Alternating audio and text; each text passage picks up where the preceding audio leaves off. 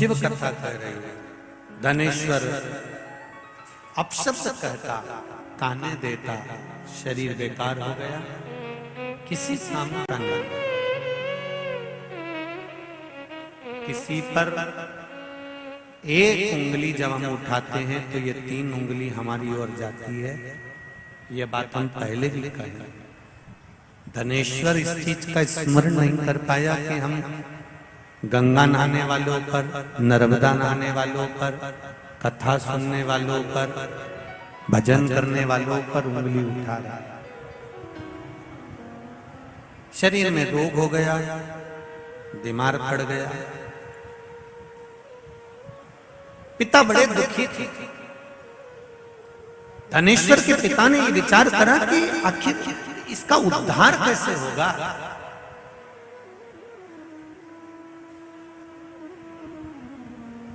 माता और पिता, हमारे यहाँ देवी जी की आरती में भी हम लोग गाते हैं, पूत कपूत सुने पर ना माता सुनी। हमारे यहाँ की आरतियों में भी ये वर्णन किया गया है कि माता पिता, बेटा चाहे कितना भी बेकार हो तो भी माता पिता उसको कलेजे से लगाकर रखते हैं।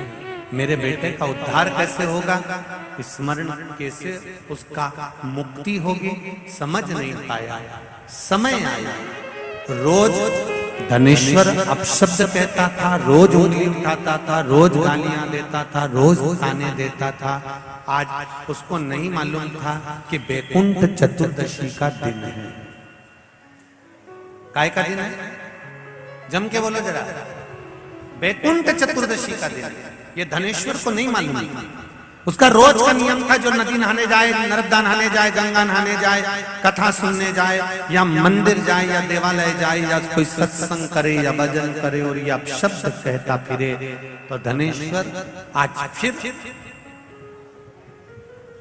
एक भक्त स्नान कर आ रहा था, जल का पात्र हाथ में था, सुबह का समय था, शिव जी को जल चढ़ा रहा था।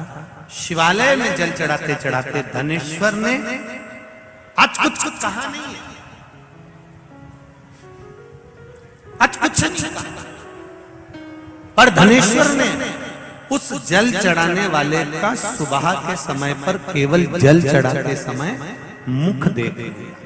और मुख देखा, धनेश्वर चला। स्कंद पुराण कहती है धनेश्वर जब चला आगे खड्डे में जाकर गिर गया, गिरा, प्राण छूट गए। इतना बड़ा पापी था कि शरीर का कष्ट भी भोग रहा था। उसके बाद भी ये मरने के बाद नरक नहीं गया, अगर गया तो बैकुंठ गया। कारण केवल इतना सा था कि जिस दिन इसने जल चढ़ाने वाले का दर्शन करा था वो बैकुंठ चतुर्दशी का दिन था, और बैकुंठ चतुर्दशी के दिन का दर्शन करा।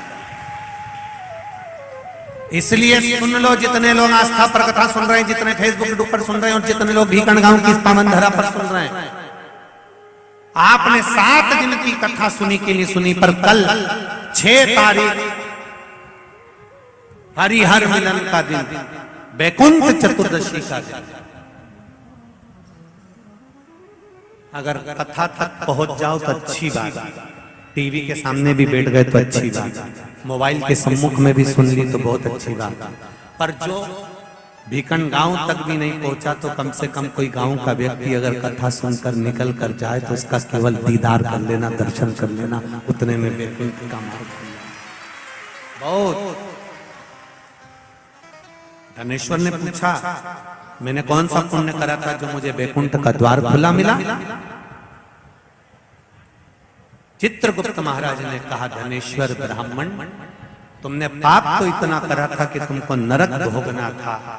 केवल बैकुंठ चतुर्दशी के दिन स्नान कर आ रहे व्यक्ति का, शिवजी पे जल चढ़ाते हुए आ रहे व्यक्ति का मुख का दर्शन कर लिया था। इसलिए बैकुंठ चतुर्दशी हरिहर मिलन का दिन है। बैकुंठ चतुर्दशी के दिन भगवान विष्णु और भगवान शंकर, इन दोनों का गुणगान गाना चाहिए, दोनों का भजन। दोनों का मंत्र जाप होना चाहिए, दोनों का इस्तेमाल।